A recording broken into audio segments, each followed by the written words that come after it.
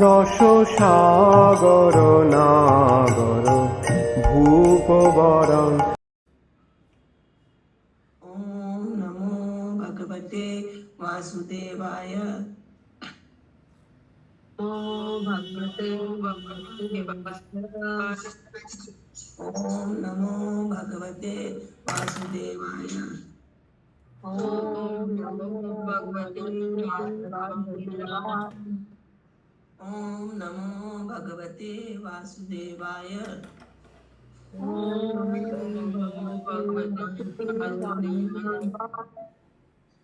नारायण नमस्कृत्यं नरं चैव नरोत्तमं देवीं सरस्वती व्यासं ततो जयमुदीरः।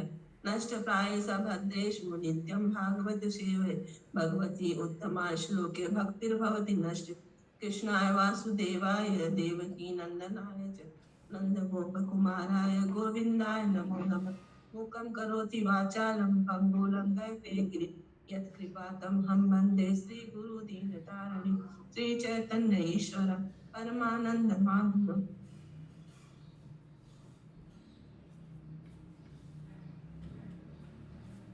हरे कृष्णा, सभी का स्वागत है आज भागवतम क्लास में। सभी को सादर प्रणाम। स्कंद 5 अध्याय 22। आज हम लोग श्लोका 8 से कंटिन्यू करेंगे। श्लोका 8। एवं चंद्रमा अर्क गर्भस्तेभ्य उपदिष्टार लक्ष्य योजनत।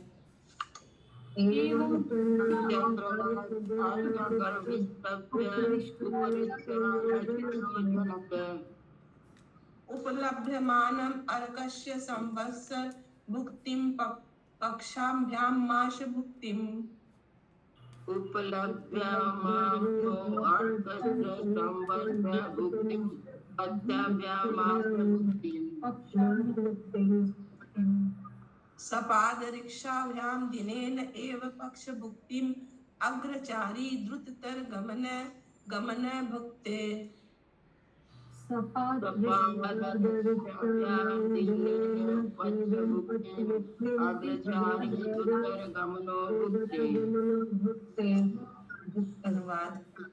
अनुवाद।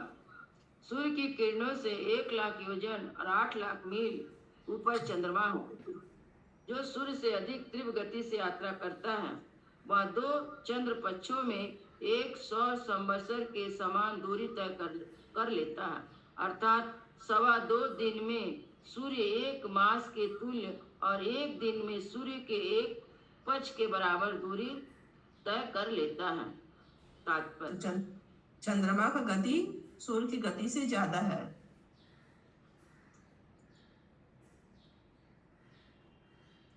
सवा 2 दिन, वही सवा दो नक्षत्र था, मुझे लगता है यही 2.25 दिन में सूर्य 1 मास के तुल्य और 1 दिन में सूर्य के 1 पक्ष की बराबर की दूरी तय कर लेता है। ठीक है, करिए। तात्पर्य: जब हम इस तथ्य पर विचार करते हैं कि चंद्रमा सूर्य की किरणों से 1 लाख योजन पर या 8 लाख मील दूरी स्थित है, तो यह अत्यंत विस्मयजनक लगता है कि चंद्रमा तथा आधुनिक यात्राएं संभव हो सकी। चूंकि चांद इतनी दूरी पर है, इस कारण चंद्रमा तथा अंतरिक्ष यान कैसे पहुंच सके, यह संदेहास्पद रहस्य है। आधुनिक वैज्ञानिक गणनाएं एक के बाद एक बदलती रहती हैं, अतः वे अनिश्चित है। हमें वैदिक साहित्य की गणनाओं को स्वीकार करना होगा। ये गणनाएं स्थायी है।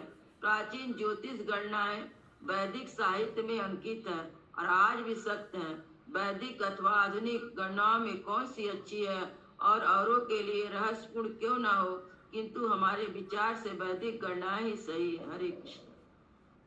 तो चंद्रमा पे कैसे कोई पहुंच जाता है, ये बहुत संदेहास्पद रहस्य है। या सूर्य से इतनी दूर है। श्लोका 9।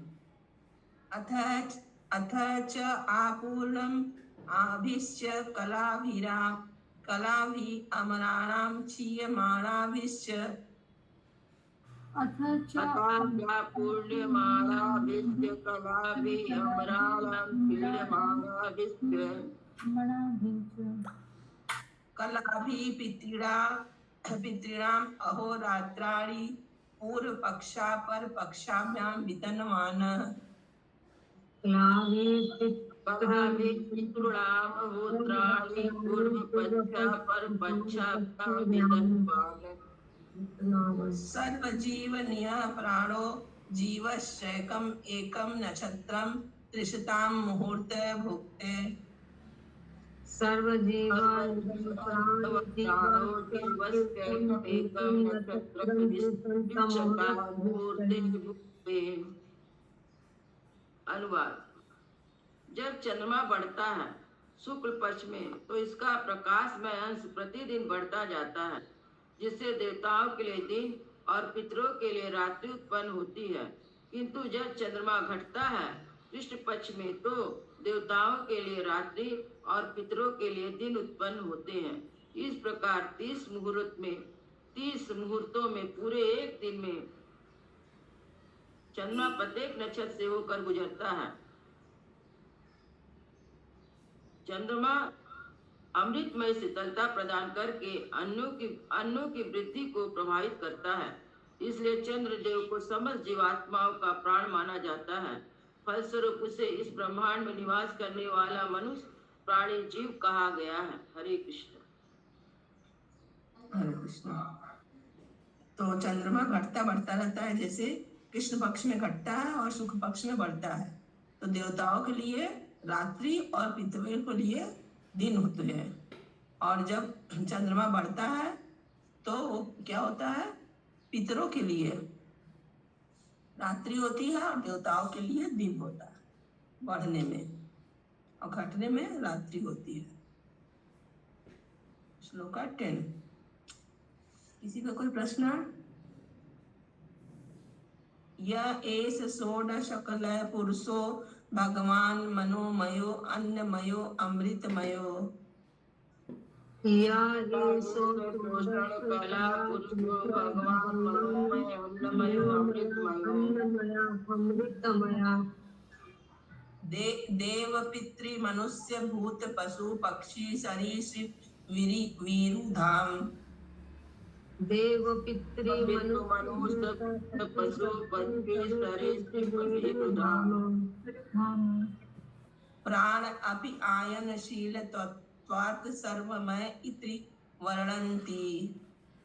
प्राण आयनशील तत्त्वात् सर्वमय इति वर्णन्ति। अनुवाद।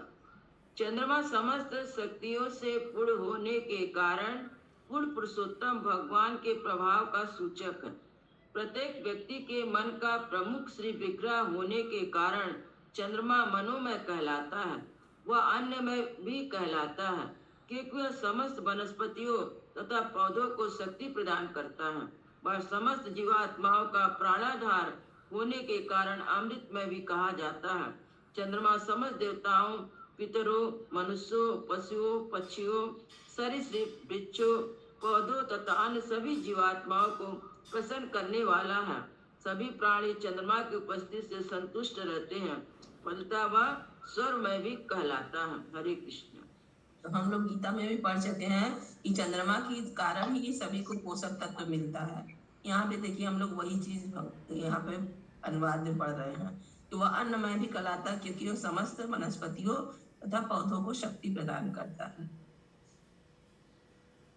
श्लोक 11। ततः उपरिष्टात् द्विलक्षयोजनतः नक्षत्राणि मेरुं दक्षिणेव।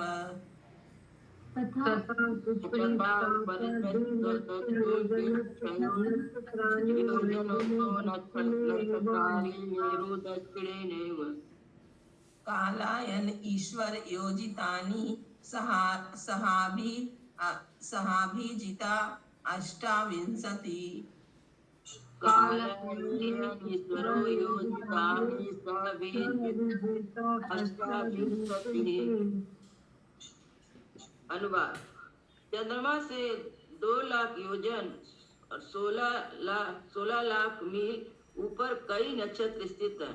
पूर्ण पुरुषोत्तम भगवान ने उन्हें काल चक्र में संयुक्त कर रखा है, अतः वे सुमेरु पर्वत को दाईं ओर रखते हुए घूमते रहते हैं और इसकी गति सूर्य की गति से भिन्न होती है।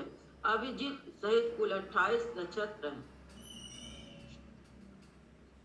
नक्षत्र तात्पर्य 28 नक्षत्र यहाँ पे दिया हुआ 27 है। है तो अभिजीत लेकर 28 हो गया, 27 नक्षत्र है और एक अभिजीत है जो वैसे लेकर 28 हो गया। तात्पर्य यहाँ जिन नक्षत्रों का उल्लेख हुआ है सूर्य से 16 लाख मील और 2 लाख योजन ऊपर है। इस पर पृथ्वी से 40 लाख 40 लाख मील ऊपर हुए। हरे कृष्ण। क्योंकि सूर्य से तो ऊपर है ना, सूर्य से कितना 8 लाख मील ऊपर है, इसलिए यहाँ पे सूर्य से वो 40, पृथ्वी से वो 40 लाख ऊपर हो गया। श्लोका 12 तत् उपरिष्टा दुषना 2 लक्ष योजन उपलभ्यते पुरत 50 एव तत् उपरिष्टा उतना 2 लक्ष योजन उपलभ्यते पुरता 50 एव। वार्कस्य शैष्य मान्द साम्याभिगतिभिः अर्कवत् चरति।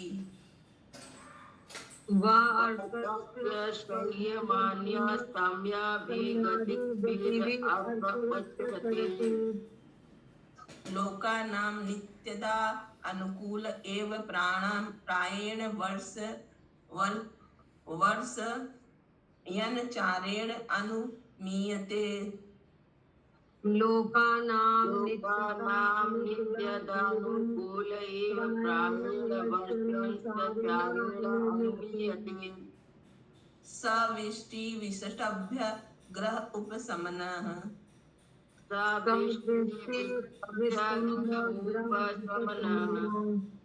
अनुवाद। इन नक्षत्रों से लगभग 2 लाख योजन और 16 लाख मील ऊपर शुक्र ग्रह है, उतनी दूरी पे है, जो लगभग सूर्य की गति अर्थात तीव्र मंद और मध्यम गति से घूमता है। वह कभी सूर्य के पीछे, कभी आगे और कभी उसी के साथ साथ रहता है।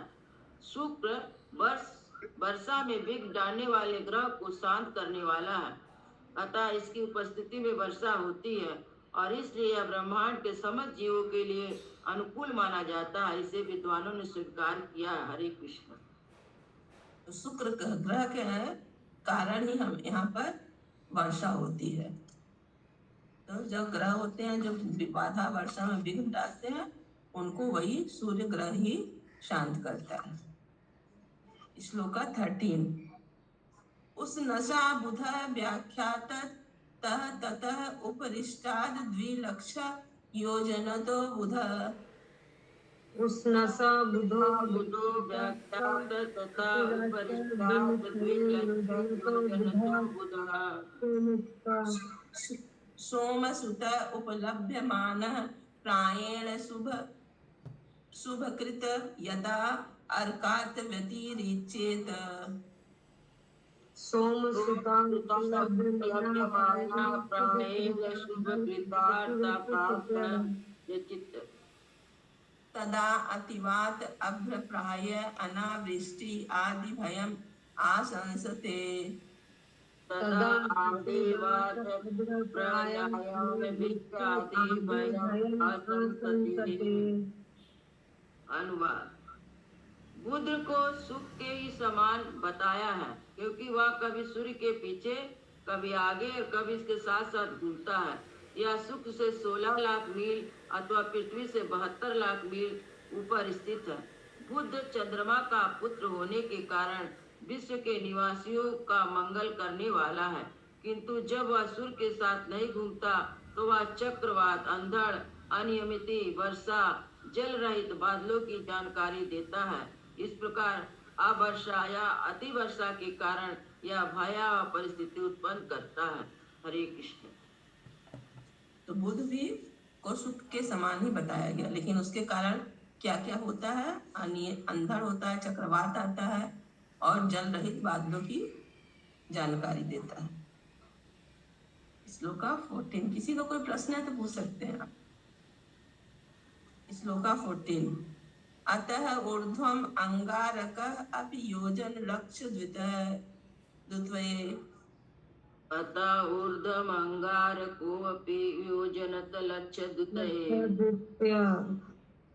उपलभ्यमान त्रिभिः पक्षै एक एकशः राशीन् द्वादश अनुभुक्ते।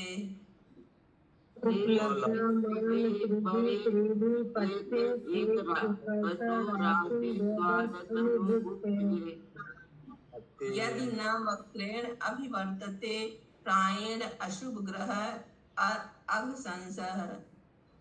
यदि न वक्रेण अभिवर्तते अंधसंसा। अनुवाद। बुध से 16 लाख मील ऊपर अथवा पृथ्वी से 88 लाख मील ऊपर मंगल ग्रह है। यदि यह ग्रह वक्र गति से ना चले तो एक एक राशि को 3 पक्षों में पार करता हुआ क्रमशः 12 राशियों में से यात्रा करता है। यह प्राय सदैव वर्षा तथा अन्य प्रभाव के रूप में प्रतिकूल अवस्थाएं उत्पन्न करता है। हरे कृष्ण। হরে কৃষ্ণ মাতাজি।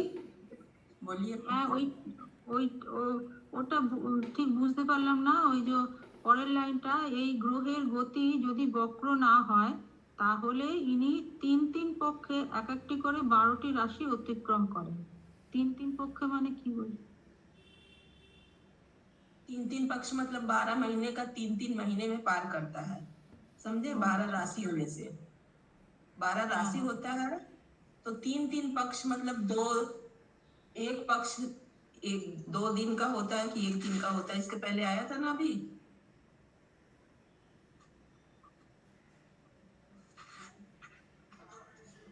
इसके पहले आया था अभी कौन से श्लोक में?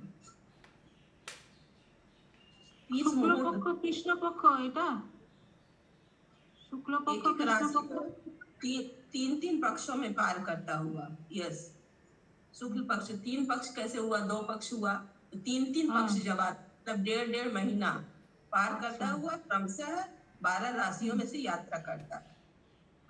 यदि वह वक्र गति से न चले तो यह प्रायः सदा वर्षा तथा अन्य प्रभावों के रूप में प्रतिकूल अवस्थाएं उत्पन्न करता है। ठीक है। श्लोका 15। तत् उपरिष्टाद 2 लक्ष योजना अंतर्गता।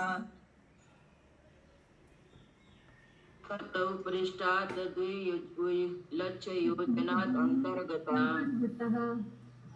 भगवान बृहस्पति एकस्मिन् रासो परिवत्सरं चरति। भगवान बृहस्पति एकस्मिन् रासो परिवत्सरं चरति। यदि न वक्र स्यात् प्रायेणानुकूलो ब्राह्मण कुलस्य। यदि न वक्र स्यात् प्रायेणानुकूलो ब्राह्मण कुलस्य। अनुवाद। मंगल से कितना बोला जाएगा इसको? 16 लाख योजन। कमा दे दिए, समझ में नहीं आया। 16 लाख योजन अथवा पृथ्वी से 10 लाख नहीं 10 करोड़। 10 करोड़ 1 करोड़ होगा। 1 करोड़ 40 1 करोड़ 4 लाख मील ऊपर। मंगल से 1 लाख 1 करोड़ 4 लाख 1 करोड़ 4 लाख। पृथ्वी के 1 करोड़ 4 लाख मील ऊपर बृहस्पति नामक ग्रह स्थित है, जो एक परिवत्सर में एक राशि की यात्रा करता है। यदि वह वक्र गति से ना चले तो यह ब्रह्मांड के ब्राह्मणों के लिए अत्यंत अनुकूल रहता है। हरे कृष्ण।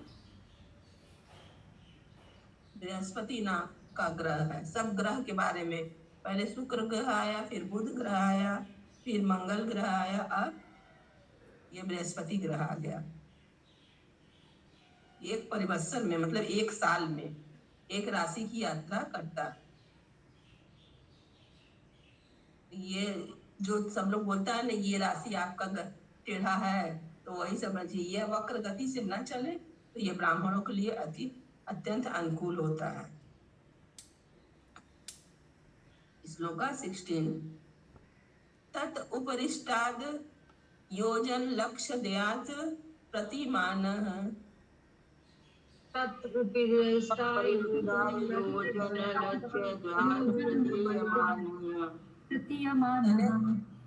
शनैश्चर एकस्मिन् आरासो त्रिसन्मासान्वित लम्बमानः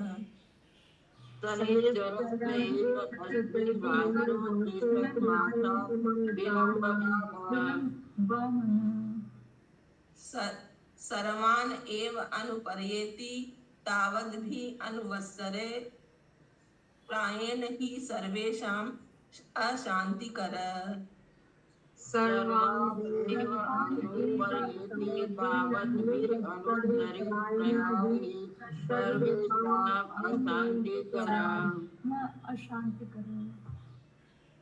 अनुवाद।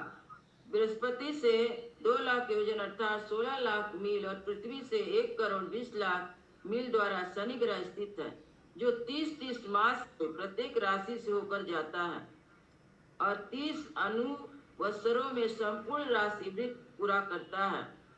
यह संपूर्ण ब्रह्मांड के लिए सदैव अत्यंत अशुभ होता है। हरे कृष्ण।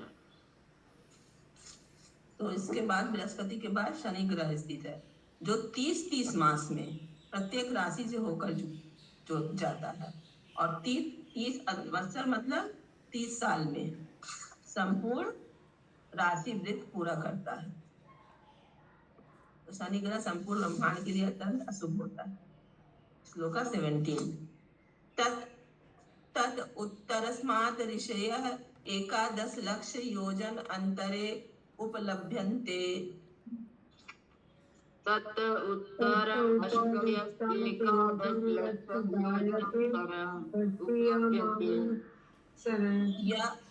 य एव लोकानां सुमनुभावयन्तो भगवतो विष्णयोत्परं पदं प्रदक्षिणं प्रक्रमन्ति। ये लोकानां सुमनुभावयन्तो भगवतो विष्णयोत्परं पदं प्रदक्षिणं प्रक्रमन्ति। अनुवाद। शनि ग्रह से 11 लाख योजन अर्थात 88 लाख मील अथवा पृथ्वी से 2 करोड़ 8 लाख मील ऊपर सप्तऋषि अवस्थित है, जो सदैव ब्रह्मांड के समस्त प्राणियों की मंगल कामना करते हैं। वे भगवान श्री विष्णु के सर्व परिधाम ध्रुवलोक की प्रतीक्षा करते हैं। तात्पर्य। शीला माधवाचार्य के ब्रह्मांड पुराण के निम्नलिखित श्लोक उद्धृत किया है। ज्ञानानंदात्मनो विष्णु शिशु मार्वा पुष्यथा ऊर्ध्वलोकेषु व्याप्ता आदित्याद्यस्ता तदाश्रिता। ज्ञान तथा दिव्य आनंद के स्रोत भगवान विष्णु ने ब्रह्मांड के सर्वोच्च तल पर स्थित 7वें स्वर्ग में शिशु मार्ग का रूप धारण किया है। सूर्य आदि अन्य सभी ग्रह इस शिशु मार्ग ग्रह मंडल के अधीन अवस्थित है। इस प्रकार श्रीमद् भागवतम के 5वें स्कंद के अंतर्गत ग्रहों की कक्षाएं नामक 22वें अध्याय के भक्ति वेदांत तात्पर्य पूर्ण। हरे कृष्ण। हरे कृष्णा। श्रीमद् गंग भागवतम की जय। शील प्रभुपाद की जय। क्विज है आज।